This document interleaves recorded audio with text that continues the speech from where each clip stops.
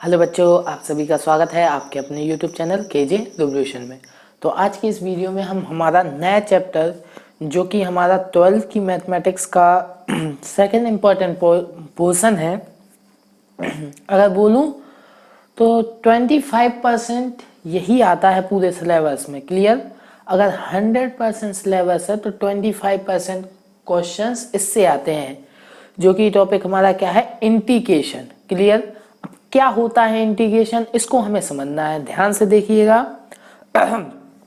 आज हमारा पहला लेक्चर है इसका। क्लियर?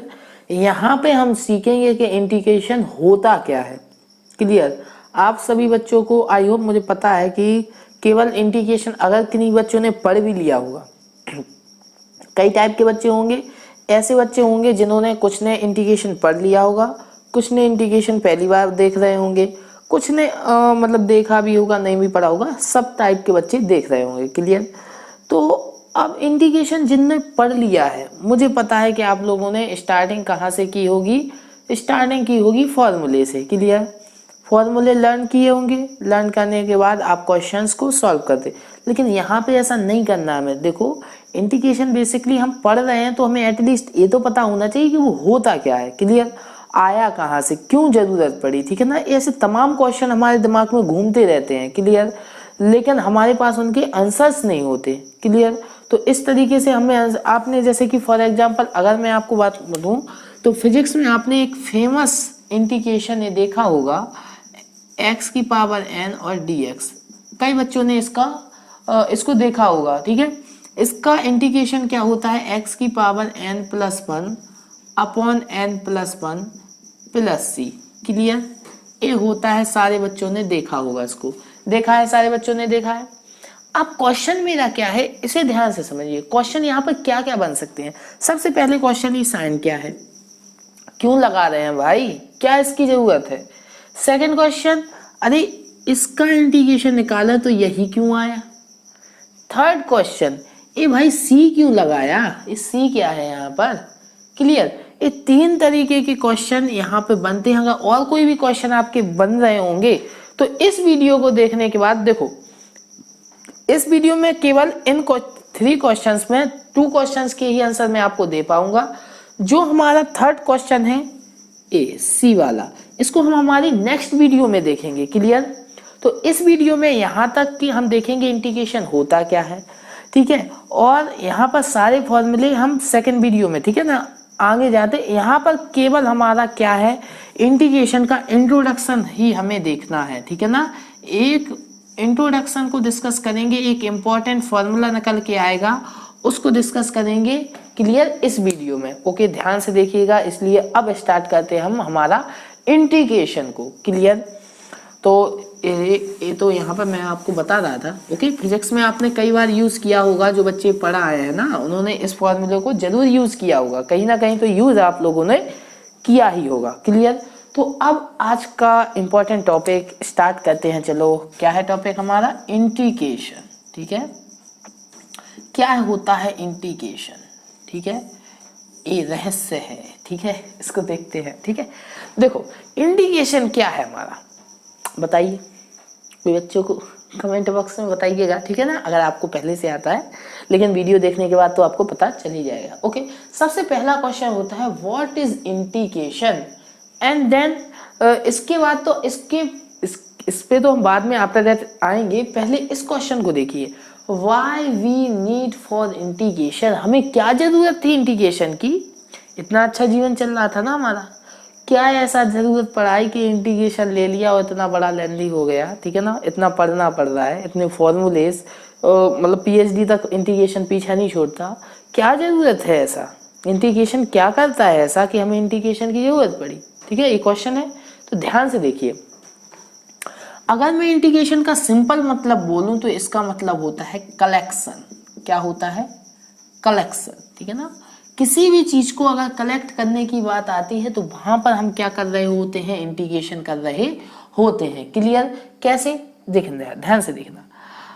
अगर मैं बात करूं, आपसे बोलूं कि एक हमारा एक कर्व है, किस तरीके से है, इस तरीके से है, जिसका ए डिस्टेंस आपको x दिया है, ए डिस्टेंस आपको y दिया है।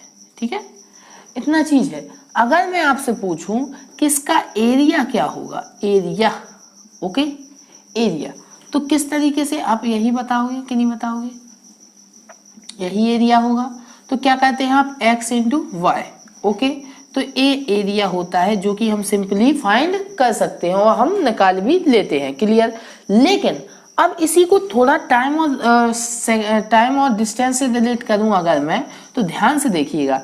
अगर मैं बात बोलूं आपसे कि हम यहाँ पर t सेकंड ले रहे हैं x एक्सिस पे टाइम ले रहे हैं, ओके, और y एक्सिस पे हम क्या ले रहे हैं, हम डिस्टेंस ले रहे हैं, क्लियर, y डिस्टेंस ले रहे हैं, ठीक है ना, ठीक है।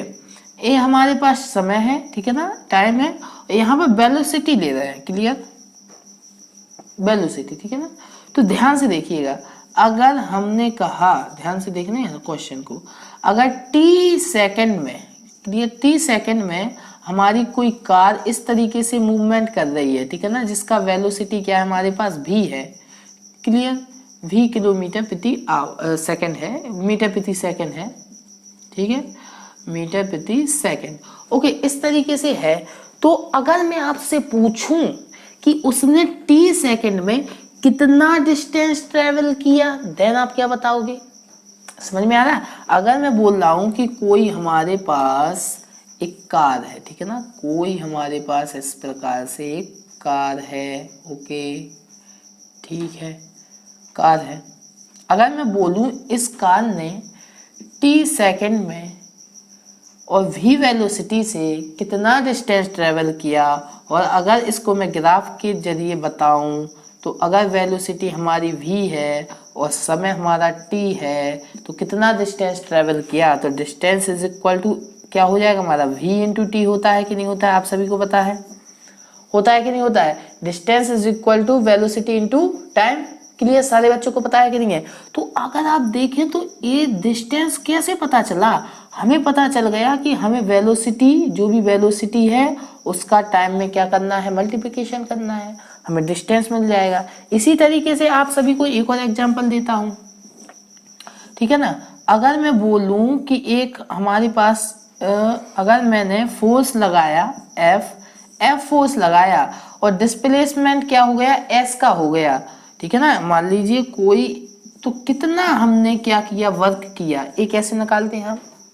अगर मैंने F फोर्स लगाया, कोई संदूक है उस पर F फोर्स लगाया, इस पर, यहाँ पर है, इस पर F फोर्स लगाया, जिससे इसने जो हमारा डिस्प्लेसमेंट है वो S किया, तो कितना वर्क करना पड़ा, W इज इक्वल टू, ए हमारा F है, ये हमारा S है, तो क्या हो जाएगा, F इंटू S होगा कि नहीं होगा। अब यहां से अब बताइए, कलेक्शन नहीं आ रहा है, बताइए, ध्यान से देखिए, दूरी मतलब डिस्टेंस हमारा तय की, ठीक है ना, कितना ट्रेवल किया, मतलब कलेक्शन नहीं हो रहा है, पता चल रहा है ना कितना वर्क किया, ये सारी चीज हो रही है, नहीं हो रही, कलेक्शन आ रहा है ना, कलेक्शन मतलब हम क्या निकाल रहे हैं, देखिए वो कलेक्शन किससे निकल रहा है, एरिया से। मतलब अगर हमें ये पता लगाना है कि कितना ट्रेवल किया, तो हम जो भी कर्व बना, ठीक है ना, उसका क्या फाइंड कर दें, एरिया फाइंड कर दें, तो हमें डिस्टेंस ऑटोमेटिक पता चल जाएगा। इसी तरीके से अगर हम ए भी फाइंड कर दें, क्या, अपना फोर्स इनटू डिस्प्लेसमेंट, तो हमें क्या मिल जाएगा, वर्क भी मिल जाएगा, ठीक है। लेकिन अगर यहाँ पर हम बात बोले तो ये बहुत अच्छे एग्जाम्पल हैं, क्यों। अब बताइए कि अगर डेली रूटीन में मैं बोलूं तो कोई भी बाइक या कोई भी कार इस तरीके से चलती है कि उसका velocity as it is same रहे, बताइए, चेंज ही ना हो। मतलब अगर 2 किलोमीटर प्रति आवर से हमारा कार ट्रेवल कर रहा है, तो वो हर, मतलब अगर डिस्टेंस उसने डी ट्रेवल किया, तो हर एक पॉइंट पर उसका जो वेलोसिटी था वो 2 किलोमीटर प्रति आवर होगा क्या, ऐसा तो पॉसिबल नहीं है।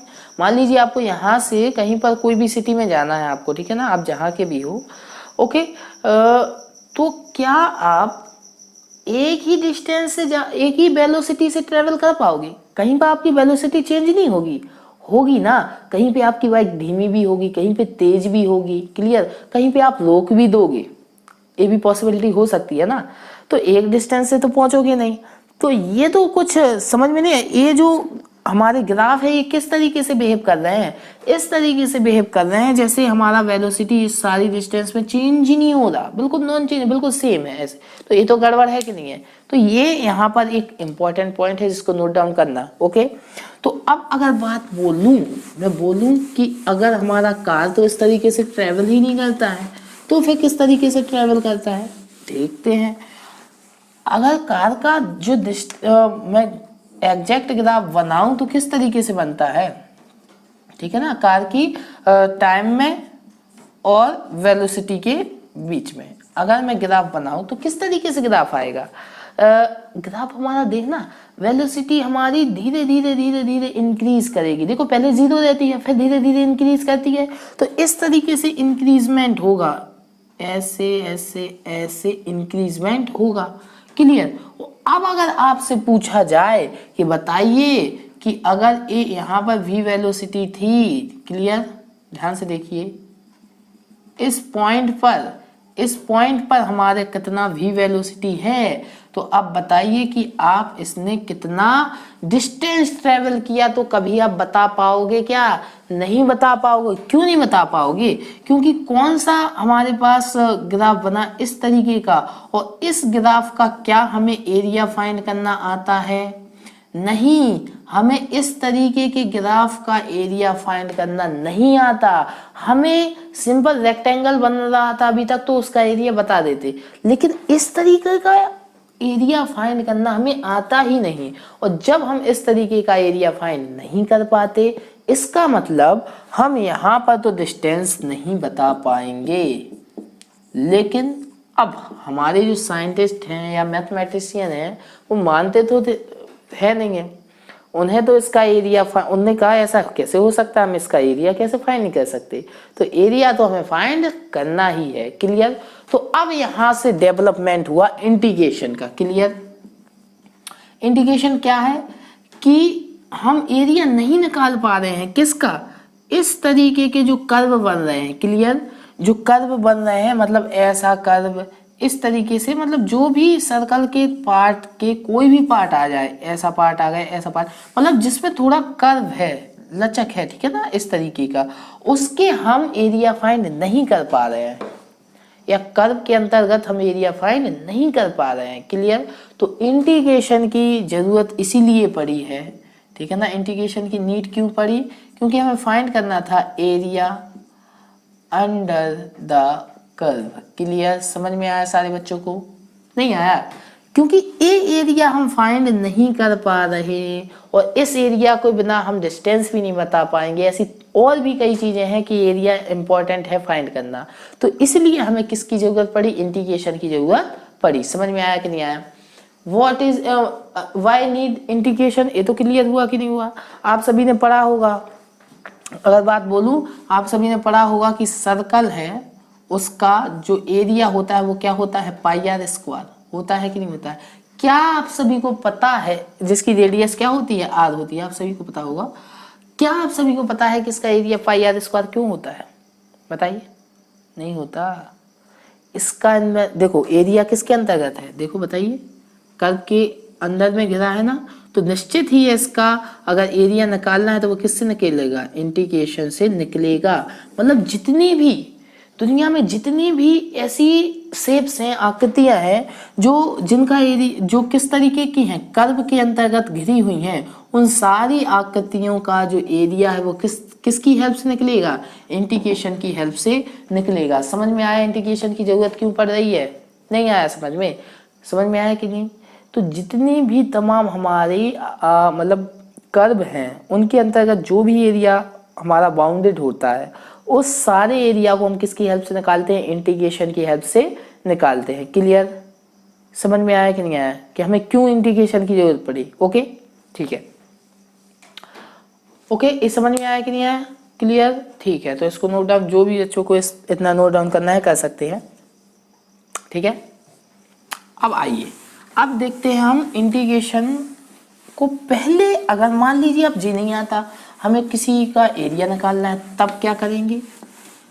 ओके पहले क्या करते होंगे लोग, तो देखो पहले क्या करते थे, अगर मान लीजिए कोई कर्व है, इस तरीके का कर्व है, ठीक है। मान लीजिए जिसको हमें यहाँ से यहाँ तक इसका क्या बताना है, एरिया बताना है। अब कैसे बताएं, ये भी कर्व है, कैसे बताएं हम इसका एरिया, ये क्वेश्चन है। तो पहले जो लोग थे वो कैसे बताते होंगे, देखो पहले हमें रेक्टेंगल का एरिया निकालना आता था, ठीक है। तो पहले के लोग पता है क्या करते थे, पहले के लोग ऐसा करते थे कि मान लीजिए कर्व किसका है, एफ एक्स का है, ओके ध्यान से देखिए। वो छोटी छोटी स्ट्रिप बनाते थे इस तरीके से, देखो इस तरीके से वो छोटी छोटी क्या बनाते थे, स्ट्रिप बनाते थे, और बनाते जाएंगे बनाते जाएंगे बनाते जाएंगे, क्लियर, और बनाते जाएंगे, ऐसी कई स्ट्रिप वो बना लेते थे, ओके ठीक है, ऐसी स्ट्रिप बनाते थे, क्लियर। अब वो पता है क्या करते थे, अब वो हमें पता है, देखिए रेक्टेंगल बन रहा है, देखिए ध्यान से देखिए, ऐसा बन रहा है कि नहीं बन रहा है, देखो ध्यान से देखो, दिख रहा है कि नहीं दिख रहा है, सारे बच्चों को बताइए, ये बन रहा है क्या रेक्टेंगल। तो वो इन रेक्टेंगल्स का मतलब ये डिस्टेंस उन्हें पता होती थी, क्लियर। ये छोटी छोटी डिस्टेंस मान लो डेल एक्स है, ये सारी डिस्टेंस हमने कितने के लिए, डेल एक्स का, ओके। इनके बीच का जो भी ये डिस्टेंस है ये कितना है, अगर बात करूं तो ये डिस्टेंस है हमारा डेल एक्स, ओके। और अगर इसका बात करूं तो ये क्या है, एफ एक्स है। फंक्शन का डिस्टेंस ही यही तो जो डिस्टेंस होता है वो एफ एक्स होता है कि नहीं होता है। तो इतना हमें चीज क्लियर हो गया कि ये पहले वाले रेक्टेंगल का एरिया अगर A1 मानूं तो क्या होगा, F X into del X, ठीक है ना। x1 अगर ये पॉइंट है तो एफ एक्स वन होगा, और अगर A2 मानूं तो क्या होगा, F X two into del X. अगर A3 मानूं तो क्या होगा, F X three into del X, ठीक है। यहाँ तक 3, ये 4, 5, 6, 7, 8 इस तरीके से आएगा कि नहीं आएगा। तो पहले के क्या करते थे, एरिया निकालने के लिए A1 प्लस A2 ऐसे छोटे छोटे स्ट्रिप्स के कई के एरिया निकाल के उनका क्या करते थे, एडिशन करते थे, क्लियर, सारे बच्चों को आया। लेकिन हमें तो ये पता है कि अभी भी कुछ गड़बड़ तो है, क्यों, क्योंकि इतना सारा एरिया ये दिख रहा है, ये छूट जाएगा, ये हमारा एरिया में शामिल होगा ही नहीं, देन क्या करें, तब तो प्रॉब्लम हो जाएगी, क्लियर। और अगर मैं इसको एरिया को अगर लिखना चाहूं तो कैसे लिख सकता हूं, मैं लिख सकता हूं समेशन लगा के एफ एक्स आई इंटू डेल एक्स, क्लियर। और आई का वैल्यू मान लीजिए 1 से लेके n तक मूव कर रहा है, क्लियर। ये सारी स्टेप्स थी, मान लीजिए मैंने n तक जा रही हैं, इसलिए उनको समेशन के अंदर लिख सकता हूं ना इस तरीके से, क्लियर। लेकिन अभी भी ये एरिया हमारा एग्जैक्ट एरिया तो होगा नहीं। एग्जैक्ट एरिया कब होगा, जब ए पार्ट बिल्कुल भी ना बचे। तो इस पार्ट बिल्कुल भी ना बचे, इसके लिए हमें क्या करना पड़ेगा बताइए।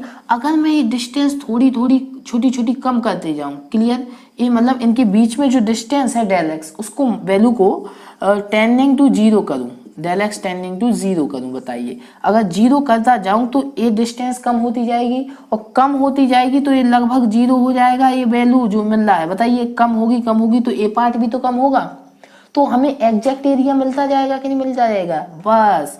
तो एग्जैक्ट एरिया अब हम कर्व का निकाल सकते हैं, एरिया अंडर द कर्व।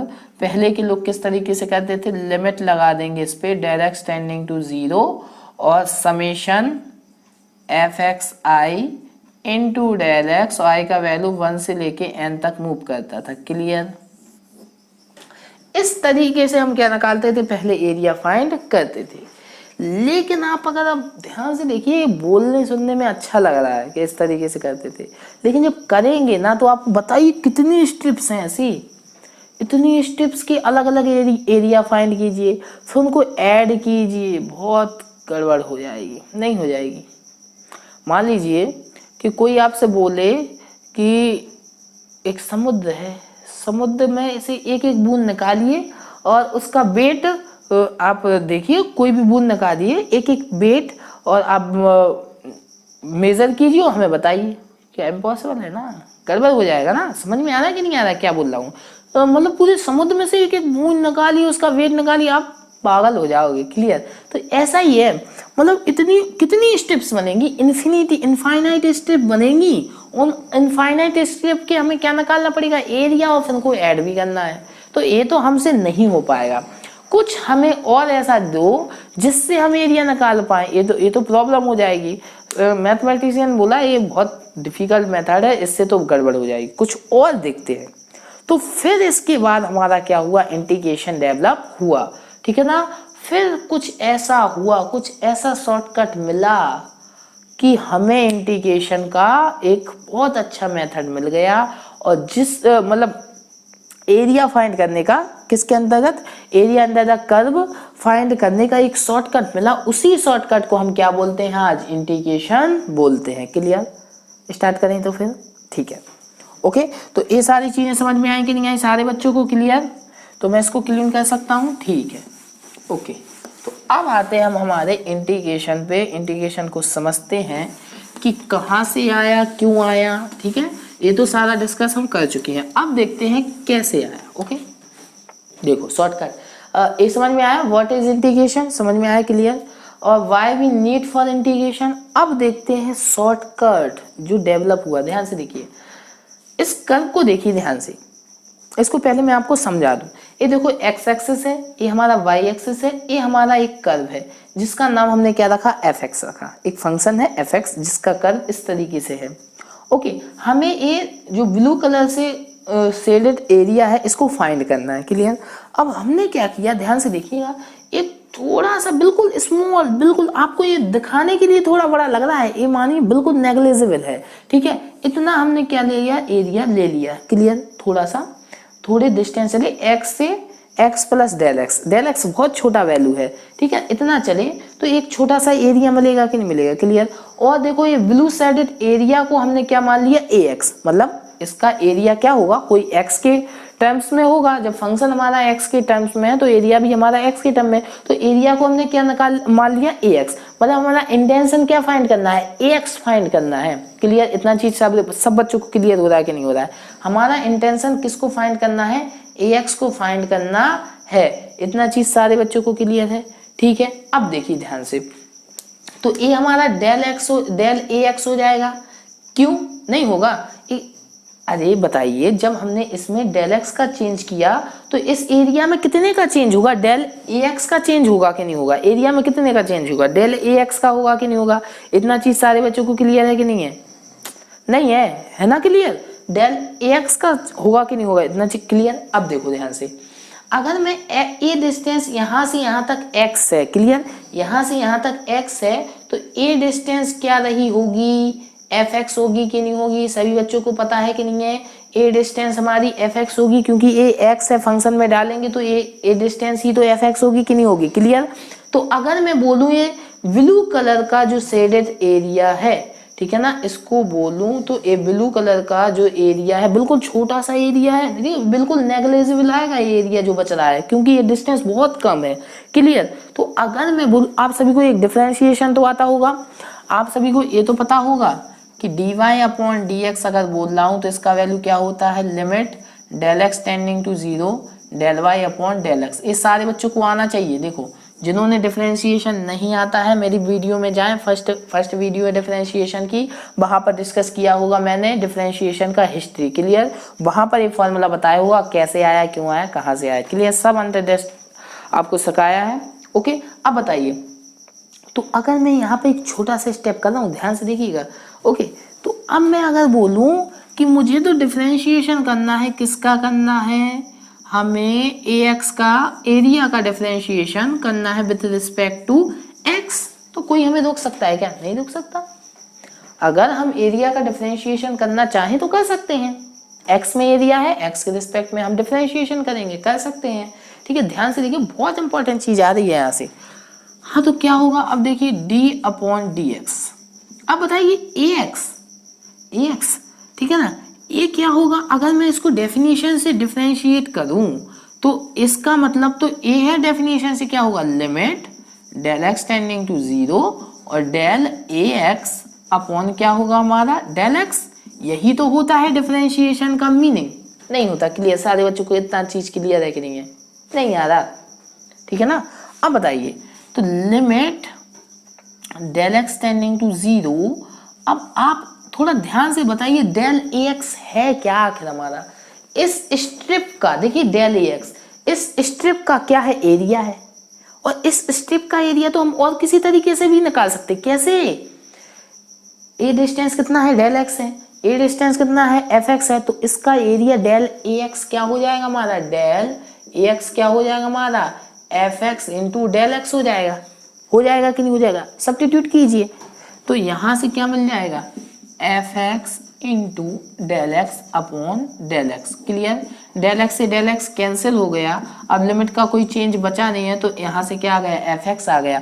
मतलब यहाँ से पता चला कि अगर हम एरिया का डिफरेंशिएशन करें तो हमें वह फंक्शन मिल जाएगा। यही वो मैजिक फॉर्मूला है, क्लियर, जिसने इंटीग्रेशन को खोज दिया, ठीक है ना, यही मैजिक फॉर्मूला है। अब आप बोलोगे ए, हाँ यही वो फॉर्मूला है जिसकी हेल्प से, जिसके बेस पे, ठीक है ना, सारा इंटीग्रेशन की बिल्डिंग खड़ी है। क्लियर, ये फॉर्मूला ही पूरे इंटीग्रेशन की नींव है, ये बोलूं पूरा बेस यही फॉर्मूला है। इस फॉर्मूले को ध्यान से बिल्कुल जहन में सीख लो। अब पता है क्या है इसको, हम हमें पता है कि अगर d upon D x of F x होता है तो उसको हम किस तरीके से डिनोट करते हैं, एफ डैश एक्स।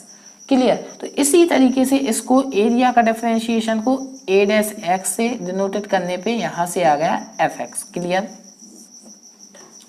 अब बोलोगे एक ऐसा कुछ समझ, डेफिनेशन को क्लियर देखिए, देखो फंक्शन हमारा क्या था, एफ एक्स था। क्लियर, हमें इस फंक्शन का क्या निकालना था, एरिया, जो कि क्या था, ए एक्स था। ठीक है, क्वेश्चन को ध्यान से समझिएगा, ये सारा चीज मैं अब क्लीन कर रहा हूँ, अब कोई इसका मीनिंग नहीं बचा, ठीक है ना। अब हमें केवल जिस फॉर्मूले की जरूरत है उस फॉर्मूले की जरूरत है, बस लास्ट स्टेप है। इसको समझने के बाद हम नेक्स्ट वीडियो में देखेंगे, ध्यान से देखिएगा, ठीक है। अब हम मेन चीज डिस्कस कर रहे हैं। ओके, हमारा क्या फॉर्मूला निकल के आया, फॉर्मूला निकल के आया कि a dash x is equal to आया एफ एक्स, तो ये तो फॉर्मूला आया। अब बताइए हमें ए एक्स मतलब इस फंक्शन का हमें एरिया फाइंड करना था, जो कि क्या था, ए एक्स था। ओके, अब बताइए ए एक्स फाइंड करना है, कैसे फाइंड करें, तो पता है ना, यहाँ से हमें फंक्शन पता चल रहा है कि फंक्शन, ये फंक्शन जो जिसका एरिया हमें क्या करना है, फाइंड करना है। समझे, ऐसा फंक्शन मतलब पता क्या से चला कि ये किसके इक्वल है, जो फंक्शन हमें गिवन है किसके इक्वल है, उस फंक्शन के डिफरेंशिएशन के बराबर है। ध्यान से देखिए, जो हमें फाइंड करना है, बहुत ध्यान से देखिए, यहाँ पर कॉम्प्लिकेटेड हो रहा है, ध्यान से समझिएगा। हमें क्या फाइंड करना है, हमें ए एक्स फाइंड करना है, ठीक है। और ए एक्स क्या है, ए एक्स हमारा एरिया है किसका, एफ एक्स का है।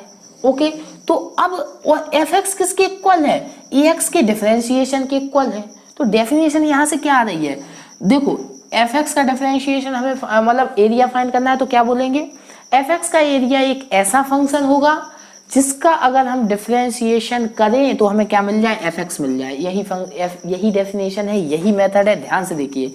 क्लियर, यही है कि नहीं है, बताइए कि अगर हम एरिया है ए एफ एक्स का, इसको डिफरेंशिएट करें तो हमें क्या मिल जाएगा, एफ एक्स मिल जाएगा कि नहीं मिल जाएगा, बताइए। तो अगर हमें एफ एक्स का एरिया फाइंड करना है तो हम क्या बोलेंगे, ऐसा कोई फंक्शन लाओ या ऐसा कोई फंक्शन फाइंड करो जिसका अगर डिफरेंशिएशन हम कर दें तो क्या मिल जाएगा, एफ एक्स मिल जाएगा। तो वही उसका क्या होगा, एरिया होगा। क्लियर, समझ में आ रहा, फिर समझ लिए, एफ एक्स का अगर हमें एरिया फाइंड करना है तो हम क्या कहेंगे, ऐसा कोई फंक्शन लाओ अगर जिसका हमने डिफरेंशिएशन कर दिया तो हमें क्या मिल जाए, एफ एक्स मिल जाए। तो वो जो फंक्शन होगा जिसका डिफरेंशिएशन करने पे हमें क्या मिल रहा है, एफ एक्स मिल रहा है, वही हमारा एफ एक्स का क्या होगा, एरिया होगा। क्लियर हुआ कि नहीं हुआ, क्लियर हुआ। ये बहुत इंपॉर्टेंट लाइन है जो मैं बोल रहा हूँ, फिर एक बार रिपीट कर रहा हूँ कि अगर एफ एक्स का हमें एरिया फाइंड करना है तो क्या बोलेंगे, ऐसा फंक्शन लाओ जिसका डिफरेंशिएशन करें तो हमें एफ एक्स पता चल जाए, तो वही फंक्शन हमारा क्या होगा,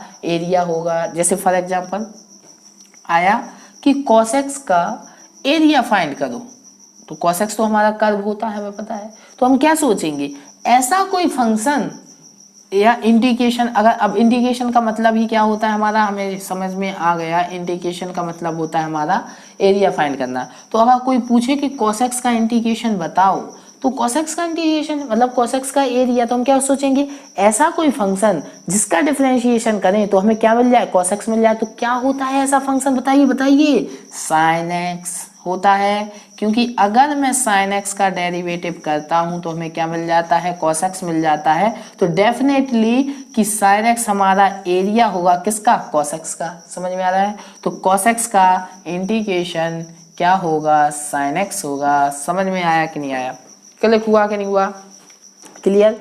ये था हमारा 0 से लेके इंटीग्रेशन तक का सफर। कैसा लगा आप सभी को, कमेंट बॉक्स में जरूर बताइएगा, क्लियर। ये था इंटीग्रेशन, बेसिकली 0 से स्टार्ट किया है, आप सभी को समझाने का कोशिश किया है। आई होप आपको समझ में आया होगा, क्लियर। ये इंटीग्रेशन है। अब नेक्स्ट स्टेप में हम फॉर्मूलेस पे आएंगे। पहले अभी कुछ और इंपॉर्टेंट पॉइंट है जिसको हम नेक्स्ट वीडियो में देखेंगे। यहाँ तक यही था इंटीग्रेशन का जो भी मुझे डिस्कस करना था। मोस्ट इंपॉर्टेंट आप दिमाग में इस फॉर्मूले को याद रखना, यहीं से इंटीग्रेशन के सारे फॉर्मूले डेवलप होंगे, सारी चीज़ें इंपॉर्टेंट है, क्लियर। तो यहीं पर इस वीडियो को ख़त्म करते हैं, बहुत लेंदी हो गई हो बेसिकली वीडियो, ठीक है ना, ज़्यादा लेंदी नहीं होगी। तो मिलते हैं नेक्स्ट वीडियो में। लेकिन अगर वीडियो अच्छी लगी है तो वीडियो को लाइक जरूर कर दीजिएगा, चैनल को सब्सक्राइब कर लीजिए, ठीक है। मिलते हैं नेक्स्ट वीडियो में, तब तक के लिए अपने आसपास के लोगों से सतर्क रहें, मास्क पहने देखते रहें। केजे रिवोल्यूशन की तरफ से आप सभी को गुड बाय।